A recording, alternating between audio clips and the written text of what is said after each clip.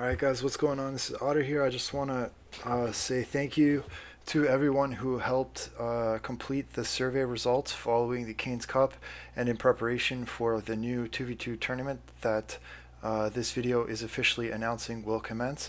I will start accepting registrations, and I also wanted to go over sort of where we've netted out based on the survey results and how that's going to impact the rules and format of the Khaines Cup moving forward.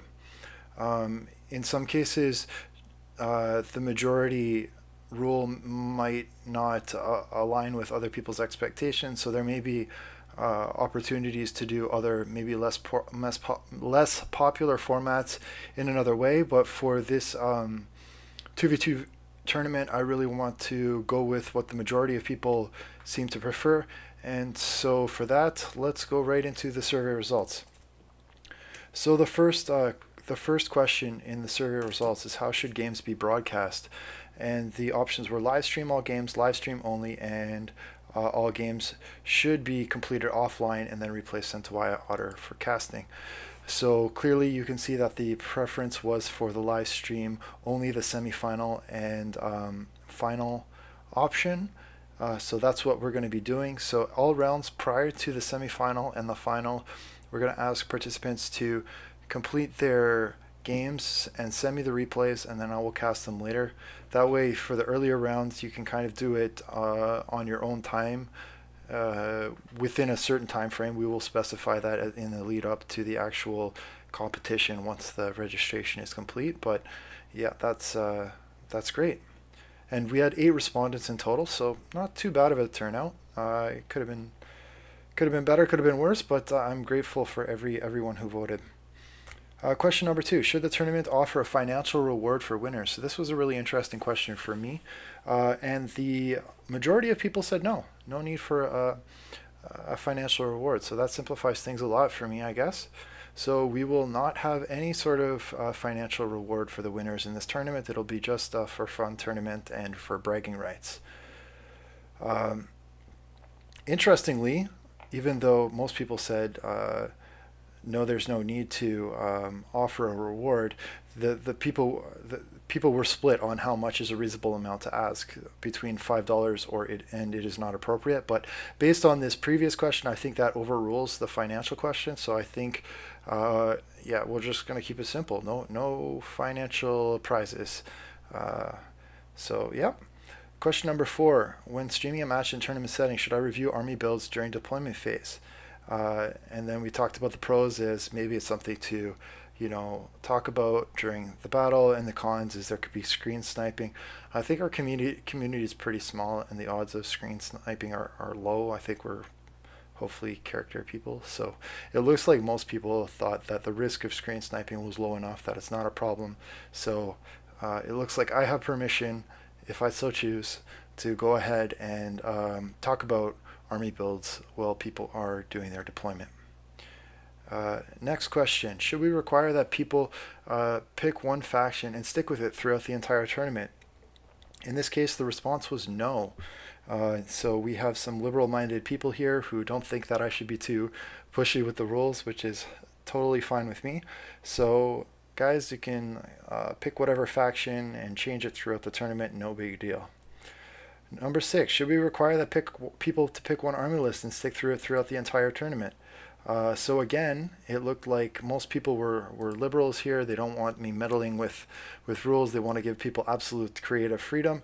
So again, the response is no, so people can pick and choose whatever army they want as the rounds progress. This is a close one though, 4 votes to 3 with one person abstaining, but it's good enough for me that we're going to go with the majority for now. The next one is, in a 2v2 format, should both partners have to play the same faction? This was again split fairly evenly, but the bulk of people were leaning towards no.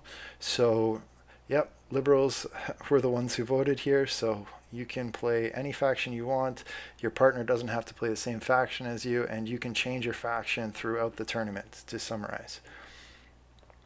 The cycle charging question. So we have a split here. Some people like the cycle charging, some people don't like the cycle charging. We had 8 votes. So I'm going to be the tiebreaker on this one, and I'm going to say let's just scrap the cycle charging rule because it's just annoying for me to enforce.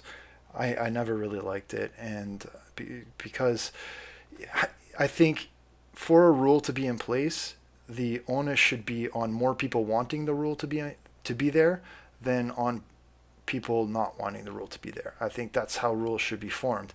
If people are neutral on the rule and they're not in favor of it or against it, then it's just an added complexity. So why would you have that rule? So in a neutral situation, plus my own desire to get rid of this, I think we're gonna scrap the rule about cycle charging. The next rule question here, question 9, asking about bringing more than one spell of the same type, such as Raise Dead. Should we have some spells exempt to this? Nobody liked that option. Should we keep it simple and have no duplicates? There were a few people, no duplicate spells within one army, but if it's a 2v2 format, it's okay if both bring it. There was, I think, maybe one respondent who said that, and most of you were just in favor of scrapping the rule about duplicate spells. So that's cool. So 2 rules get scrapped. We're scrapping the rule about duplicate spells. We're scrapping the rule about cycle charging. It's the community. The community has spoken, guys. This is why we do these surveys. Number 10, are you open to the idea of a spy twist? And this was the idea that we sort of like hide the unit cards, and then after you'd spent like 9k, you would get to see 3 of your opponent's unit cards, and then they would get to see 3 of yours, and then you'd get to spend the rest of your funds. And this was sort of a way of being able to to counterpick each other to a certain extent, so that you could, I don't know, it was just a twist. I thought it was a cool idea. It had been proposed to me, so I thought I'd put it up here for the community's consideration. We might still do it just for fun on a side thing, but in this particular, for this particular tournament, the response is clear. It's a decisive no. So we will not be doing that for the 2v2 tournament.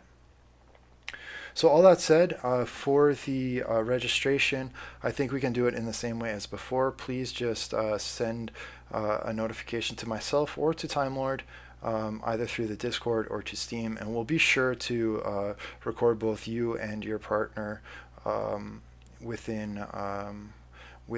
the registration list. But I would ask anyone who's thinking of registering to please remember that for the semifinal and for the championship game, we will be live streaming those rounds, the semifinal round and the finals. We will be live streaming those, and they will be taking place beginning at Saturday, 2 p.m. Eastern Time. I haven't set the Saturday just yet. I will follow up with that once the registration is complete. But I'm thinking the best Saturday to do it will be the 8th of June. So actually, let's make it the 15th. I think the 15th of June. Well, it'll be the 8th or the 15th. I'm gonna discuss with Time Lord, but the 8th or the 15th of June, beginning at Saturday, beginning at 2 p.m.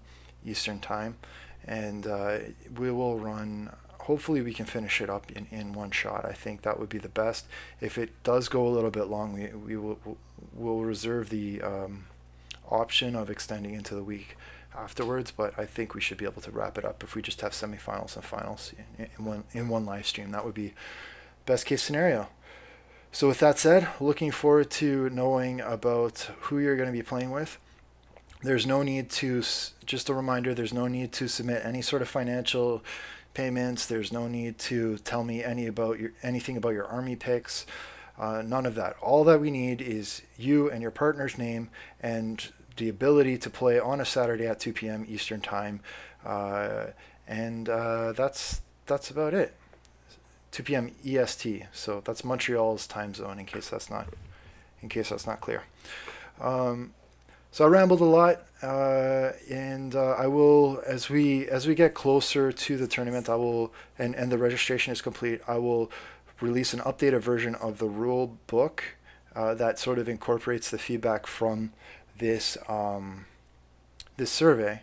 But there should be no surprises, because you know what the survey results are now, so you know what changes are going to be coming in that rule book. But other than that, everything will be the same. We'll stick with that three series, like best of three format. That seemed to work out really well. And I think the only other big change is that I'm going to for sure be putting a time limit on some of these games because I felt some of them ran a little bit long. So I'm probably going to cap it maybe 30 minutes because it's a 1v1. I could be persuaded to put it up to 40, but I think 30 minutes is a good. Well, I don't even know if actually I have to check if there's an option for 30 minutes, but about maybe 40 minutes then we'll say is a good cap for a 1v1. Okay, with that said, thanks for tuning in, and we'll catch you online. Bye bye.